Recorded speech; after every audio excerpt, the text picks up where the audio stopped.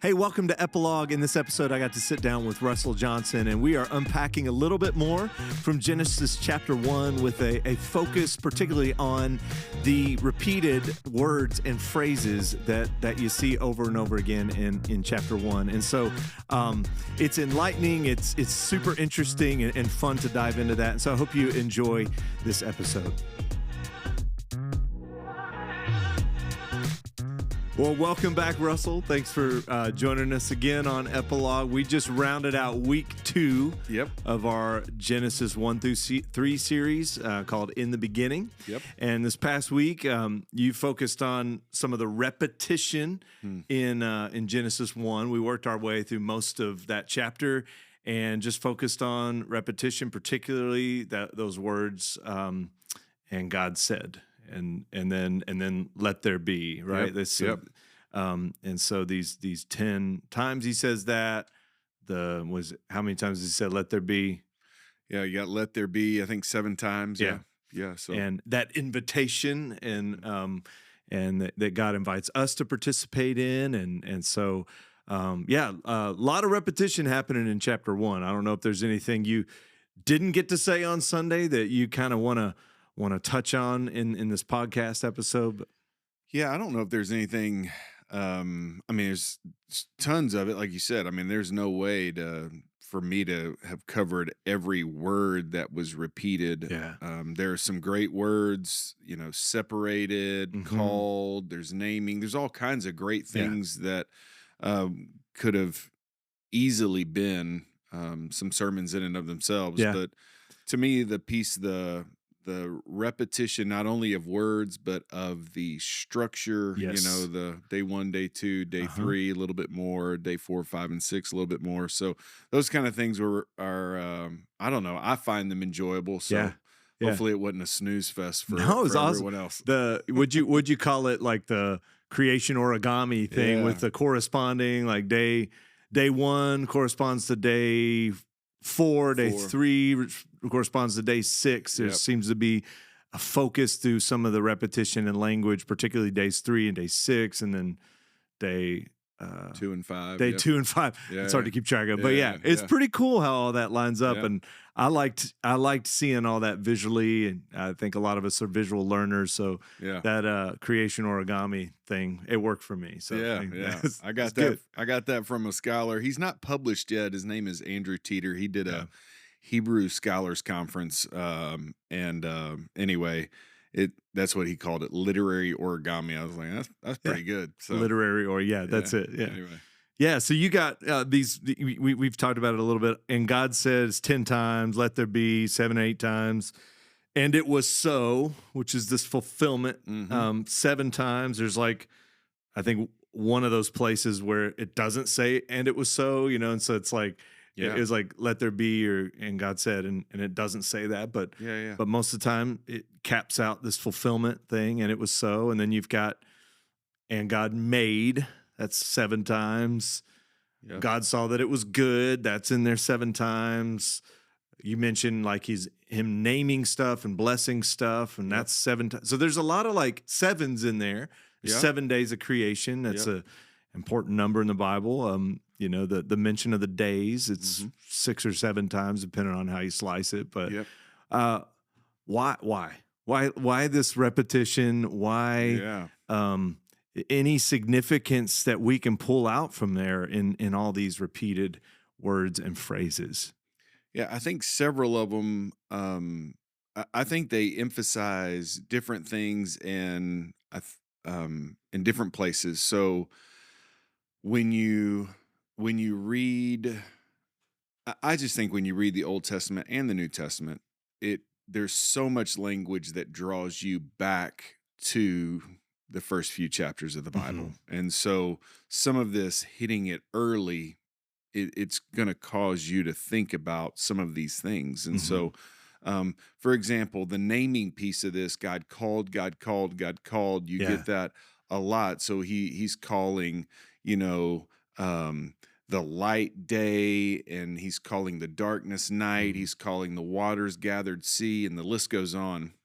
So that naming function is incredibly important, and it'll be more important not more important, but it'll be really interesting that there's a naming function in Genesis 2 because that's what he asked Adam Adam to to do, do. yeah, And so here's something that God is doing, and then he invites Adam to yeah, participate in it. And so we'll talk about that in a couple of weeks. But to me, that's pretty mm, fascinating. On top of the fact that there's a ton of name changes in Scripture yeah, where God calls people a different yeah. name, Abram and to Abraham. I mean, yeah, yeah, so yeah, and the list. I yeah, mean, it's it's a a lot. lot. Yeah, Yeah. it's a lot, but yeah, So when you're reading the narrative, it just forces you to go back and yeah, say, "Man, this isn't the first time this shows up. Man, we have a mm, naming God from the very beginning." So to yeah, me, those are like to me, that's just one that I love. I'll get to it when we get to the purpose of man and yeah, in that chapter 2. But to me, that's one of the highlights of repetition is that it's going to set the frame for us to harken back to it as we read all yeah, of Scripture. yeah.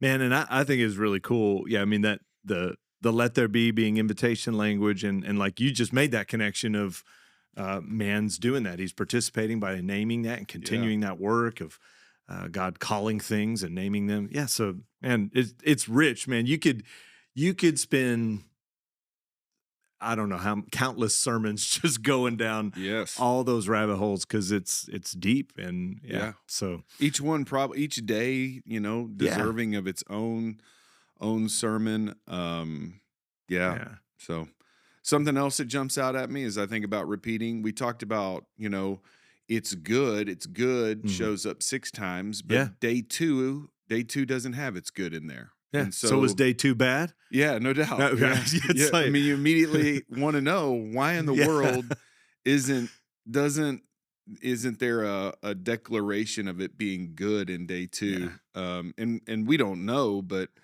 so it's interesting to read all the theories, and one of them is that this is the one day that doesn't seem to have anything to do with human flourishing. And so mm, if there's no human flourishing, then separating the waters, no big deal. I yeah, mean, yeah, kind of God's just flexing over here, yeah, And anyway, it's just kind of an interesting thought when you look at some of those mm, patterns, and then on a day when it's good, it's not there. You're thinking, man, I wonder why. So anyway, yeah, it's another fun one to. I mean, and we won't know the answer, but yeah. it's kind of fun to think about. Well, it's the same. Yeah, that one's interesting. Then you got verse 20.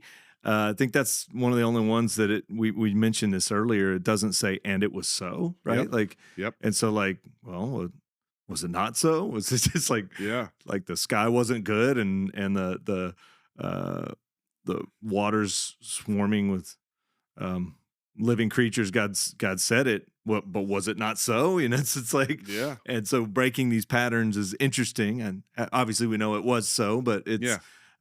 yeah. So it's fascinating. It makes you just want to makes me want to have if Moses was indeed the writer of this, sit down with him and go like, hey, what'd you mean by that? Yeah. Why Like, leave it out here? Why yeah, not put it here? And yeah. yeah, no doubt.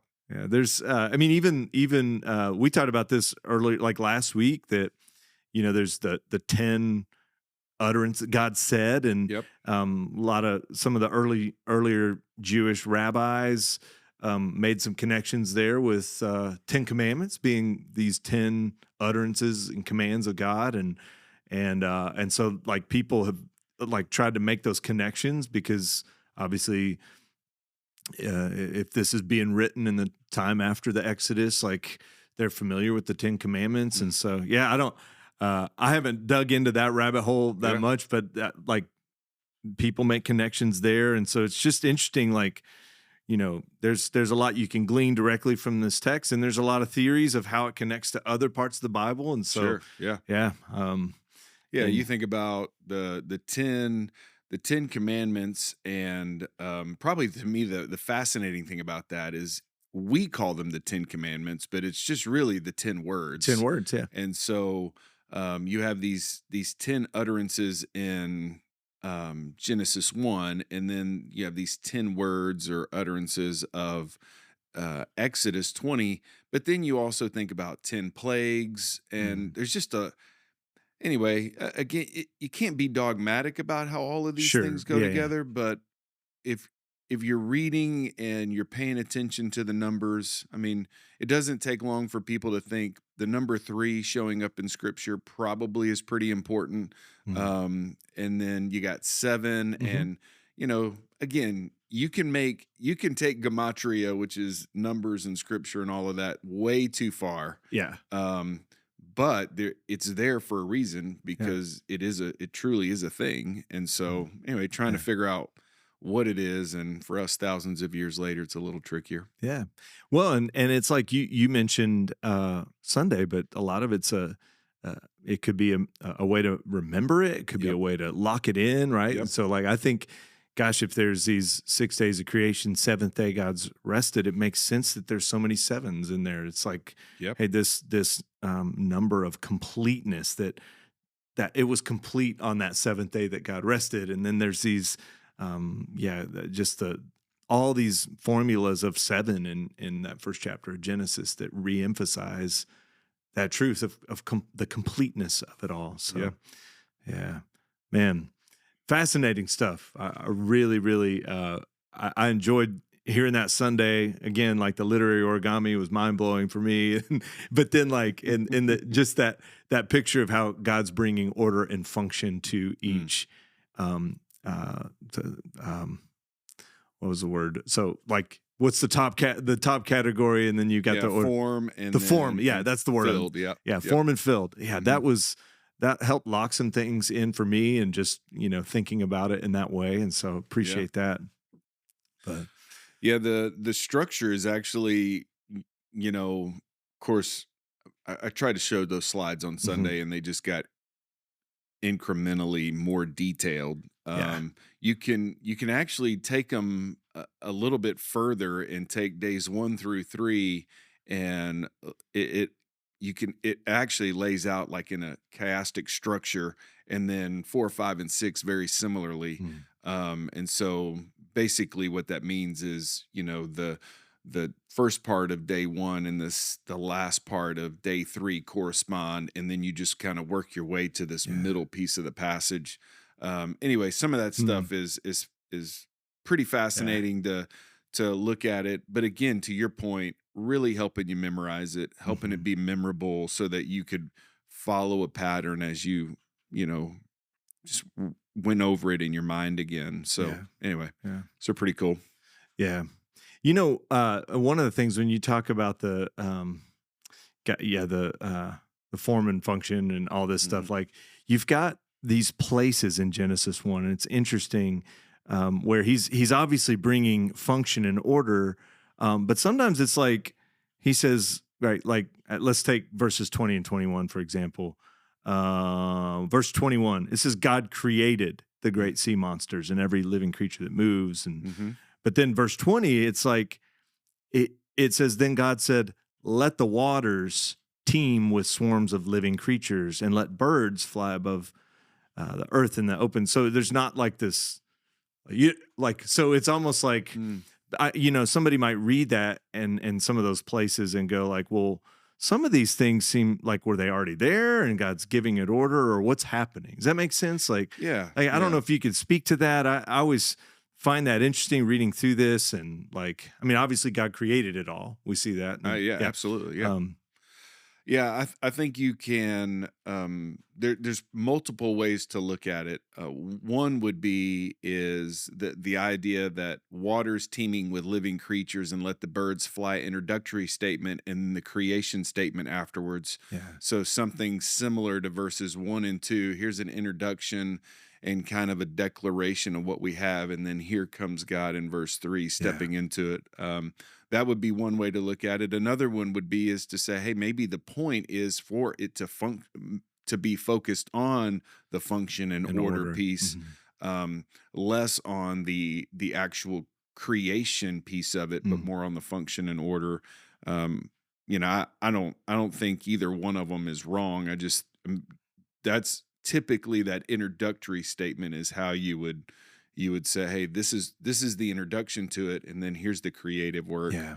Yeah. And so Yeah. yeah, those are fun questions, but if Yeah. you're only reading them in terms of that first statement is that's a creative statement, well, then it seems like you might have some weird things out of order or whatnot. Right. So Yeah. And that's my point is like sometimes reading through it, just the way it's organized, even sometimes it's like, wait, I'm confused a little, right? So yeah, I remember growing up thinking that and like, wait, what's that? Like I'm trying to track with it. yeah, yeah. And which then actually begs the question, like, what is the main purpose that this is being written? Like why is it written? What's the main purpose? And I think you really get that with some of these repeated words and phrases. That's Mhm. kind of the focus of our conversation. And it's like meant to just point to the creator God bringing order and function to all of this. And Yeah. it's, it may not be like this in-depth science manual of how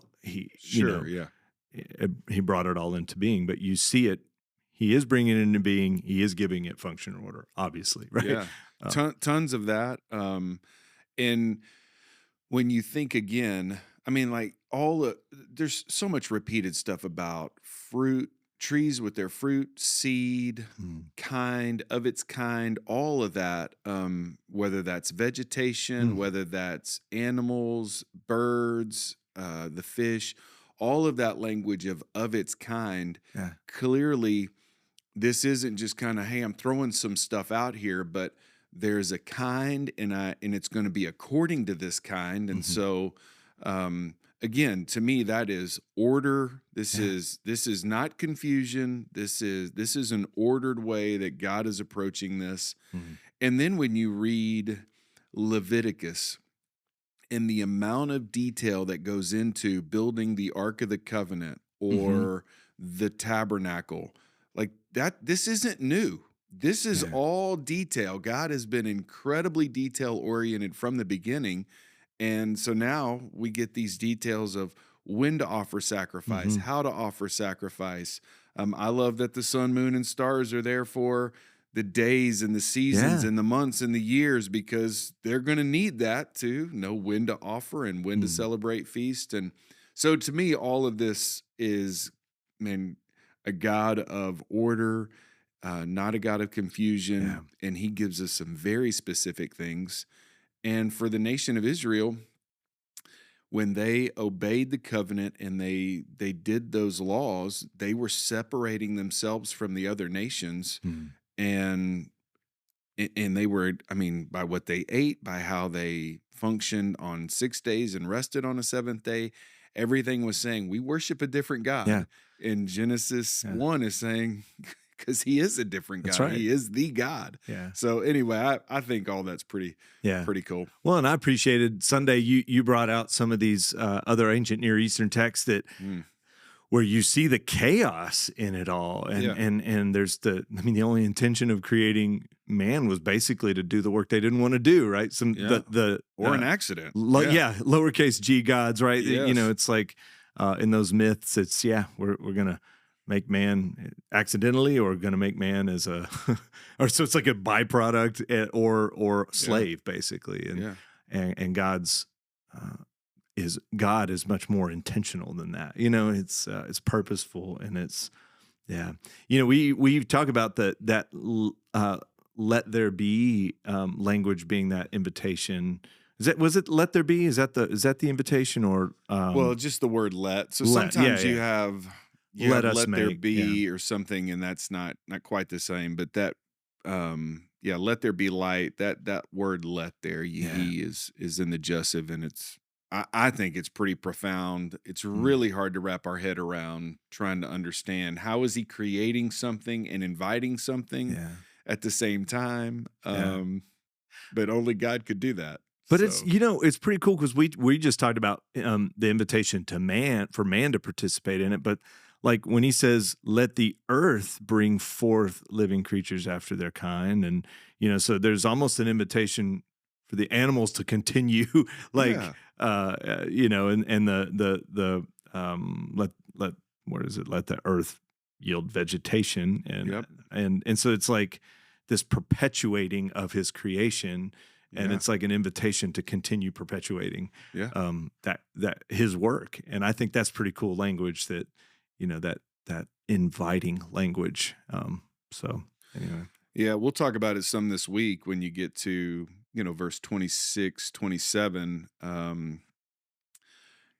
God creating man in his own image. And then you have the let language of be fruitful and multiply, fill the earth, subdue it, rule over the fish of the sea. And so you have this this invitation for man to participate in ruling and dominion of what God has created. So I find that again, just that whole language of God, not just, he speaks it in, but it's not this gross, harsh command. Right. And it could be. God is well within his rights to command that, and especially with darkness and abyss, and you almost kind of expect it, but God's just different. Yeah. Yeah. It's defies like expectation, and what would seem like, especially in light of like these other myths, ancient Near Eastern myth stories of the gods, like, wait, this language is different, right? Yeah. This is different. Like, he is completely other and different from the false gods of ancient Near Eastern world, and it's incredible when you think about it. But, no doubt. Yeah. When I don't know how many times we've all said it at some point to say, well, if I were God, the story would look way I've different. Never said that. Oh, good. Well, for us kidding. lesser guys, I'm kidding. I think we all know that we would respond reactionary. We would respond. How many times is God gentle and gracious and compassionate in the Old Testament, and the same in the New Testament? The stories are a ton. The book of Judges, we know the cycle. Or Peter denies him 3 times, and Jesus just gently, do you love me? Do you love me? Do you love me? Clearly there is a compassion and a gentleness about God, and unfortunately, we've our culture's boxed him into this harsh, that's megalomaniac or whatever I can't think of the guy's name that they describe him this way, and I'm like, well, that is not the way he comes across in the totality of Scripture, even at least in my opinion. The first chapter of the Bible, right?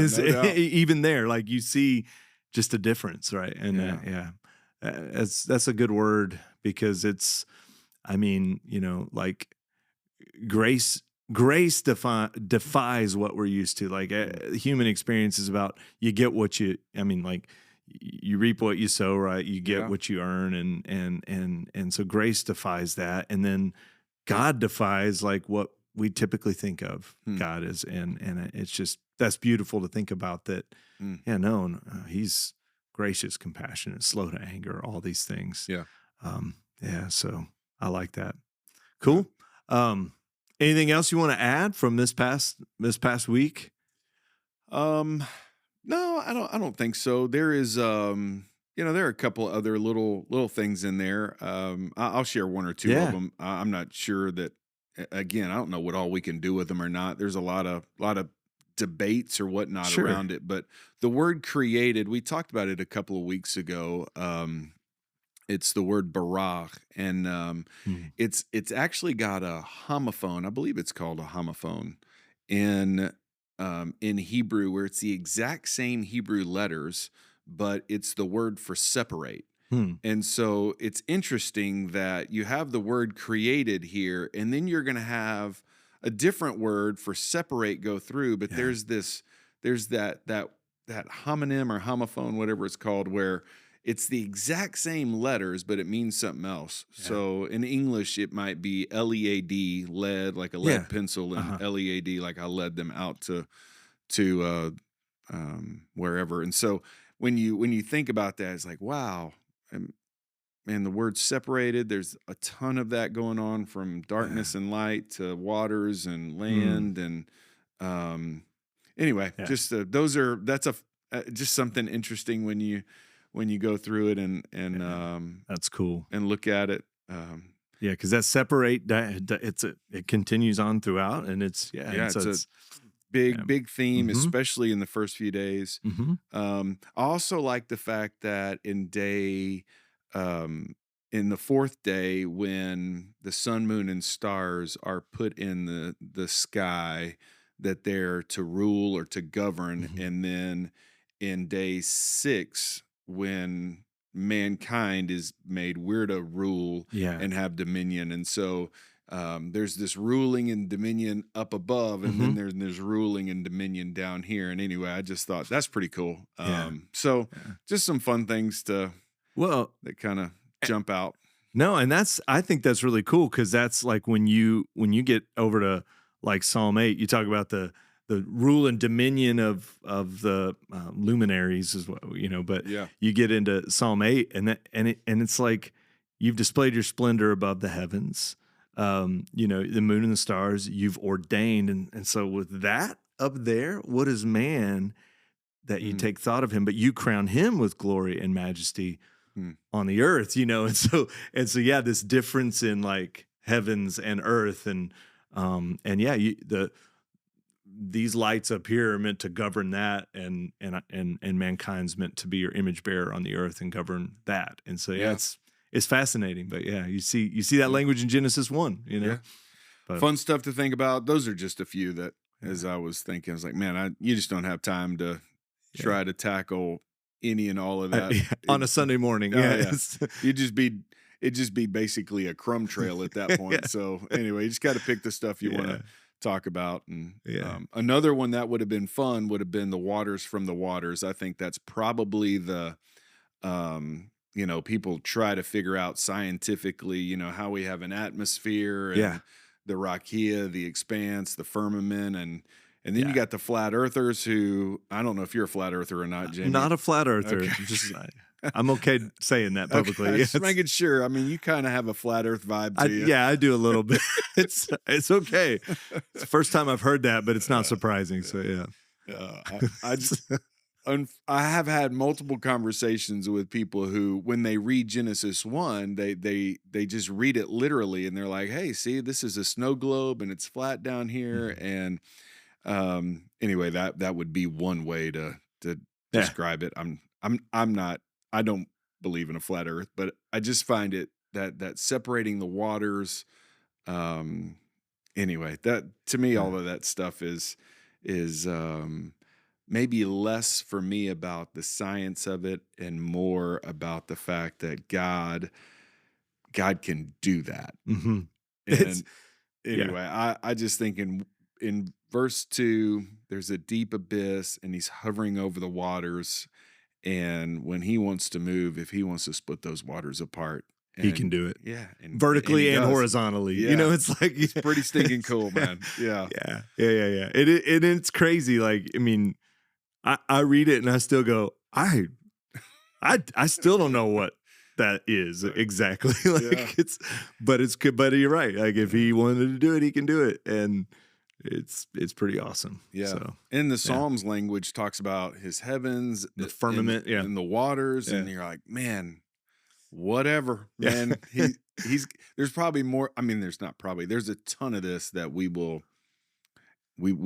know. I mean, our cosmology's come a ton in thousands of years, and we still don't understand all of the things and nuances that God has done in creation, and we won't. So. And even we're sending rockets up into space. I don't know. Did you watch that rocket launch on Saturday? I saw a replay of it. Yeah, dude. We sent a rocket up, and 8 minutes later from launch, the booster was landing back on the ground, and these guys are in space. And I watched that, and I'm thinking about Genesis 1-3 going, like we've gotten that far, but there's still so much we don't understand. Within almost 24 hours, they're docking to a space station and and floating around in space, and we still don't understand all like the mysteries of the universe. No, it's incredible. But well, Elon's trying to get to Mars. I know. So, man, that'll one step further, I guess. Yeah. That's one's but in the grand scheme, it's a small step, right? It's crazy. It's a baby step. It is a baby step. That's man. Exactly right. Yeah. No, it's true. Yeah, man. Well said. Yeah, we're trying to go up, and we can't even get all the way down. It's like, it's crazy to think about that. Like, I watched a video the other day of just this massive shark, like 100 feet long or something like that, down in like deep ocean, and they caught it, and it's messing with some, deep sea submarine, and I'm like, man, like, what else is down there? This is crazy. Like, exactly. Yeah. We don't belong down there. I know, exactly. That's why there's separation. That's it.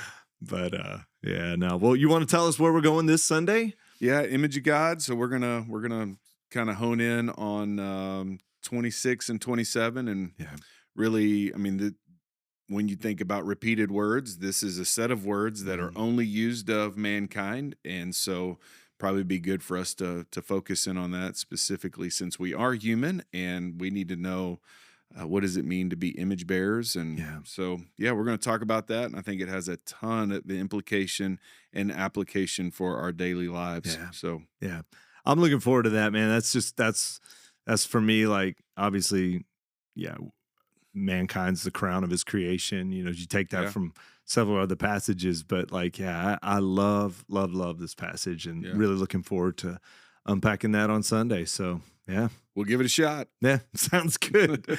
All right. Well, thanks, man. Thanks for joining us, and always fun. Yeah, and thank you for watching today. Hope you're enjoying our Genesis 1-3 series, the beginnings and the beginning. And join us next time. This is kind of our playground for digging deeper into some of these fun topics. And so if you're interested in something, feel free to shoot us an email, and we can't promise, but maybe we'll get to your question on our podcast. So thanks again. We'll see you next time.